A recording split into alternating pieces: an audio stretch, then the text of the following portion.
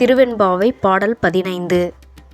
ஓரொரு கால் எம்பெருமான் என்றென்றே நம்பெருமான் சீரொரு கால் வாய் ஓவாள் சித்தம் களிகூர நீரொரு கால் ஓவா நெடுந்தாரைக் கண்பணிப்ப பாரொரு கால் வந்தனையாள் விண்ணோரைத் தன்பணியாள் பேரரையர்க்கு இங்ஙனே பித்தொருவர் ஆமாறும் ஆரொருவர் இவ்வண்ணம் ஆட்கொள்ளும் வித்தகர்தாள் வாருருவப் பூண்முலையீர் வாயார நாம்பாடி ஏருருவ பூம்புனல் பாய்ந்து ஆடலோர் என்பாவாய். பாடலின் விளக்கம். எப்பொழுதும் எம்பெருமான் என்று சொல்லிச் சொல்லி நம் பெருமானின் பெருமையையே வாய் ஓயாமல் உள்ளமெல்லாம் மகிழச் சொல்லிக் கொண்டிருக்கிறாள்.